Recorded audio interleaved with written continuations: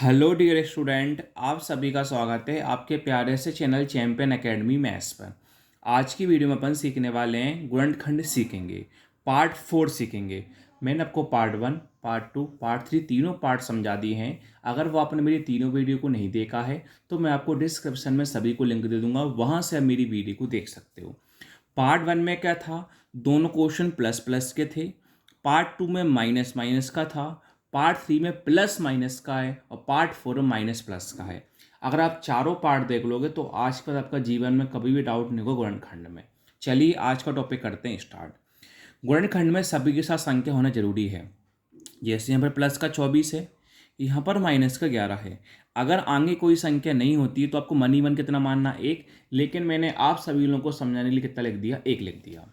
अब हमें क्या करना होता है, ऐसी दो संख्या चाहिए होती है, उन्हीं दोनों संख्या से गुणा करने पे वही संख्या आ जाए, उन्हीं दोनों संख्या से प्लस माइनस करने पे आ जाए। कैसे पता करेंगे? सबसे पहले क्या करते हैं, हमेशा आगे का इंटू पीछे करते हैं। एक का इंटू प्लस 24 में करेंगे तो एक का इंटू प्लस 24 में करते हैं, कितना आता है? प्लस का 24 आएगा। ये क्या करने पे आता है? गुणा करने पे आता है। अब संख्या देखी जाती है बीच में, तो बीच में कितना है? माइनस का 11। तो कितना लिखा? माइनस का 11। अब आपको ऐसी दो संख्या चाहिए होती है, उन्हीं दोनों संख्या से गुणा करने प्लस का 24 आए, उन्हीं दोनों संख्या से माइनस करने पे 11 आए। कैसे पता करेंगे? जो भी बड़ी संख्या होती है उसका हम कर लेते हैं अभाज्य गुणनखंड यानी प्राइम फैक्टराइजेशन। बड़ी संख्या कौन है? 24। करते हैं 24 को। सभी लोग पता है 24 किससे काटते हैं? 2 से काटेंगे। 2 के पाड़े में 2 कितनी बार में आता है? एक बार में। 2 के बारे में 4 कितनी बार में आता है? 2 बार में। 2 के बारे में 12 कितनी बार में आता है? 6 बार में। 2 के बारे में 6 कितनी बार में आता है? 3 बार में। 3 के बारे 3 कितनी बार में आता है? 1 बार में।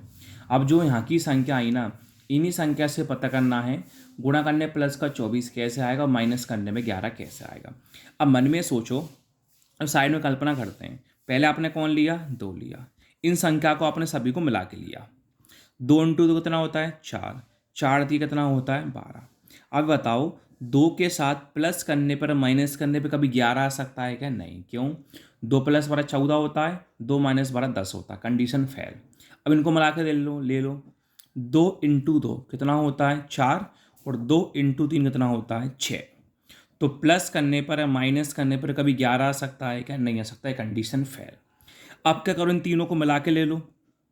8, 2 इंटू 2 4, 4 दूनी 8 कितना होता है? 8 होता है। तो 8 यहाँ लिख लो। क्लियर है?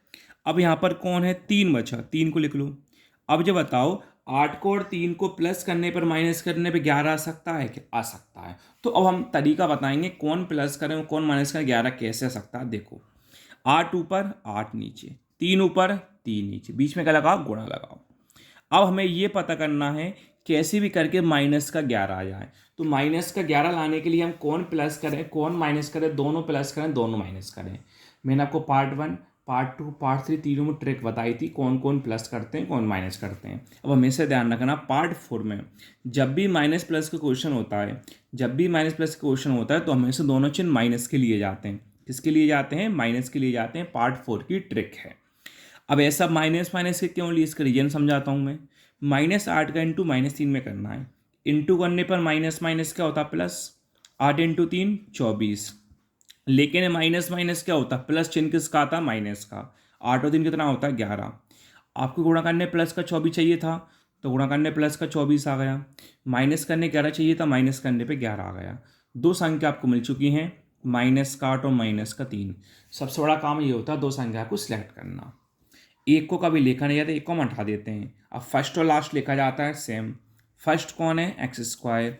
लास्ट कौन है? प्लस का 24। दो संख्या कौन कौन ही है? माइनस का 8 और माइनस का 3। तो एक्स के साथ लिख दोगे माइनस का 8x माइनस का 3x। चार पद हो गए, 1 2 3 4। शुरू के 2 में से कॉमन, बाद के 2 में से कॉमन। कॉमन लेते हैं कम वाला। डबल एक्स कम है, सिंगल एक्स कम है, सिंगल एक्स कम है। अब एक्स का भाग देंगे इसमें और एक्स का भाग देंगे इसमें। सिंगल एक्स का डबल एक्स में भाग देते हैं, तो एक एक्स क्या हुआ? कैंसिल। कितना एक्स बचेगा? सिंगल एक्स बचेगा, माइनस का माइनस। एक्स का भाग देंगे 8x में, तो एक्स से एक्स क्या हुआ? कैंसिल। कौन बचेगा? 8 बचेगा, माइनस का माइनस। 3 कम है कि 24 कम है? 3 कम है, -3 कॉमन लिया। -3 का भाग इसमें, -3 का भाग इसमें। -3 का भाग -3x में देते हैं, तो -3 से -3 कैंसिल। कौन बचा? एक्स। Minus plus minus. 3 का भाग देंगे 24 में, तो 3 के बार 24 कितनी बार में आते हैं, 8 बार में आते हैं। हमें कैसे पता कॉमन सही गलत है, अगर ये दोनों सेम आ गए कोष्ठक वाले तो कॉमन क्या है सही, वरना कॉमन क्या है गलत। x - 8 कितनी बार है, 2 बार, इसको लिख दो 1 बार। अब कोष्ठक के बाहर क्या बचा, x - 3, इसको लिख दो 1 बार। यही आपका फाइनली आंसर है।